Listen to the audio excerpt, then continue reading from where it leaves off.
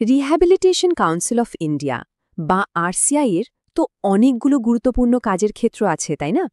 আজকে আমরা তার মধ্যে একটা বিশেষ দিক নিয়ে কথা বলবো, আর সেটা হলো এডুকেশনাল রিহ্যাবিলিটেশন, মানে শিক্ষাগত পুনর্বাসন। এটা এমন একটা অসাধারণ ক্ষেত্র যা নিশ্চিত করে প্রত্যেকটা শিশুর শেখার অধিকার যেন শুধু কথায় না থেকে বাস্তবে রূপ পায়। আচ্ছা, আলোচনার শুরুতেই একটা প্রশ্ন নিয়ে একটু ভাবা যাক, কেমন? বলুন তো, প্রত্যেকটা ছাত্রছাত্রীর মধ্যে যে একটা অসম্ভব সম্ভাবনা লুকিয়ে থাকে, সেটাকে আমরা জাগিয়ে তুলব কিভাবে? এই একটা প্রশ্নের উত্তরই কিন্তু জানেন শিক্ষাগত পুনর্বাসনের একেবারে মূল কথা। আর এটাই আমাদের একটা ইনক্লুসিভ বা অন্তর্ভুক্তিমূলক ভবিষ্যতের দিকে নিয়ে যাবে। তাহলে চলুন বিষয়টা নিয়ে আরেকটু গভীরে যাওয়া যাক। সবার আগে জেনে নিই, এই যে আমরা বলছি শিক্ষাগত পুনর্বাসন, এর আসল মানেটা কি? দেখুন, এর প্রধান লক্ষ্যটা খুব সহজ আর সুন্দর। প্রতিবন্ধী শিশুদের জন্য শেখার সমান সুযোগ তৈরি করে দেওয়া। আর এটার জন্য স্পেশাল এডুকেশন, ইনক্লুসিভ ক্লাসরুম, মানে যেখানে সবাই একসাথে পড়বে আর প্রত্যেকটা বাচ্চার প্রয়োজন বুঝে আলাদা আলাদা টিচিং মেথড ব্যবহার করা হয়। মানে লক্ষ্য একটাই, কোনো শিশুই যেন শেখার আনন্দ থেকে একটুও পিছিয়ে না পড়ে।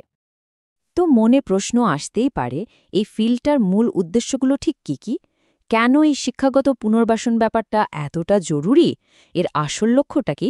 চলুন সেটাই দেখি। এর মূলত তিনটে প্রধান লক্ষ্য আছে। নাম্বার 1, টিচারদের এমনভাবে ট্রেনিং দেওয়া যাতে তারা সব ধরনের প্রতিবন্ধী ছাত্রছাত্রীদের প্রয়োজনগুলো বুঝতে পারেন আর সেই অনুযায়ী পড়াতে পারেন। নাম্বার 2, এমন একটা স্কুলের পরিবেশ বানানো যেখানে কোনো ভেদাভেদ থাকবে না, মানে প্রতিবন্ধী আর অপ্রতিবন্ধী সব বাচ্চারা একসাথে মিলেমিশে শিখবে। আর 3 নম্বরটা হলো সবার প্রয়োজন মাফিক স্পেশাল কারিকুলাম আর পড়ানোর জিনিসপত্র তৈরি করা।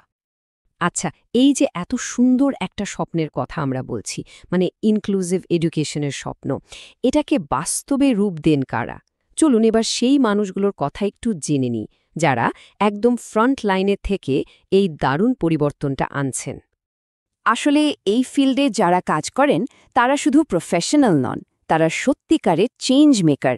যেমন ধরুন স্পেশাল টিচাররা, যারা সরাসরি বাচ্চাদের পড়ান আর ট্রেনিং দেন। আবার রিহ্যাবিলিটেশন প্র্যাকটিশনাররা, যারা ইন্টেলেকচুয়াল ডিসেবিলিটি নিয়ে কাজ করেন। এরা প্রত্যেকেই কিন্তু এক একটা বাচ্চার ভবিষ্যৎ নিজের হাতে গড়ে তোলেন। তো এখন মনে হতেই পারে যে এত গুরুত্বপূর্ণ একটা পেশায় ঢোকা যাবে কিভাবে? এর জন্য এডুকেশনাল রাস্তাটা কিন্তু বেশ পরিষ্কার আর কয়েকটা ধাপে ভাগ করা আছে। এই পেশায় আসতে গেলে মূলত 3টে লেভেল আছে: ডিপ্লোমা, আন্ডারগ্র্যাজুয়েট বা স্নাতক, আর পোস্ট গ্র্যাজুয়েট বা স্নাতকোত্তর। চলুন এক এক করে দেখি প্রত্যেকটা ধাপে কি কি সুযোগ রয়েছে। ডিপ্লোমা লেভেলে কিন্তু দুটো দারুণ অপশন আছে। একটা হলো আর্লি চাইল্ডহুড স্পেশাল এডুকেশন। এটা মূলত ছোট বাচ্চাদের হিয়ারিং বা ইন্টেলেকচুয়াল সমস্যা নিয়ে কাজ করে। আর আরেকটা হলো ইন্ডিয়ান সাইন ল্যাঙ্গুয়েজ শেখানোর ওপর ডিপ্লোমা। এটা করলে আপনি সাইন ল্যাঙ্গুয়েজের টিচার বা ইন্টারপ্রেটার হতে পারবেন, যা একটা অসাধারণ ক্যারিয়ার। এবার আসি গ্র্যাজুয়েশন লেভেলে। এখানে বিএড ডিগ্রি দুটো স্পেশাল স্ট্রিম আছে। একটা হলো স্পেশাল এডুকেশন, যেটা বিভিন্ন ধরনের প্রতিবন্ধী ছাত্রছাত্রীদের জন্য একদম গভীর ট্রেনিং দেয়। আর অন্যটা হলো ইনক্লুসিভ স্ট্রিম, যেটা সাধারণ স্কুলেই একটা অন্তর্ভুক্তিমূলক পরিবেশ তৈরির জন্য টিচার্সদের রেডি করে। দুটো রাস্তাই কিন্তু খুব দরকারি, কারণ কিছু বাচ্চার যেমন স্পেশাল কেয়ার লাগে, তেমনি অনেককে মেইনস্ট্রিম এডুকেশনের সাথে জুড়ে দেওয়াটাও খুব জরুরি।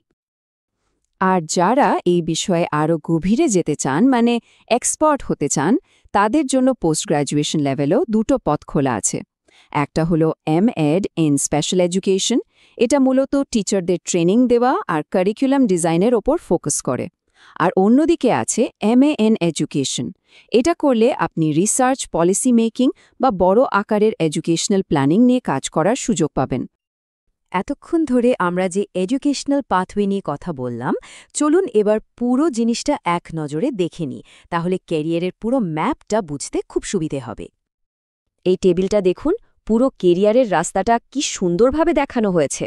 খেয়াল করে দেখুন কিভাবে শুধু 10+2 পাশ করার পর ডিপ্লোমা দিয়ে একজন স্পেশাল টিচার হিসেবে কেরিয়ার শুরু করা যায়, আবার গ্র্যাজুয়েশনের পর এমএড করে টিচারদের ট্রেনার বা রিসার্চার হওয়ারও সুযোগ থাকছে।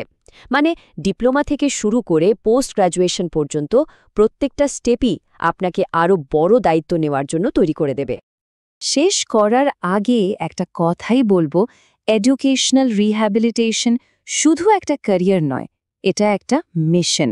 একবারে একজন ছাত্র বা ছাত্রীর জীবন বদলে দিয়ে পুরো পৃথিবীকে বদলে দেওয়ার মিশন। এখন প্রশ্ন একটাই, আমরা কি সবাই মিলে এরকম একটা ইনক্লুসিভ ভবিষ্যৎ গড়ার জন্য তৈরি?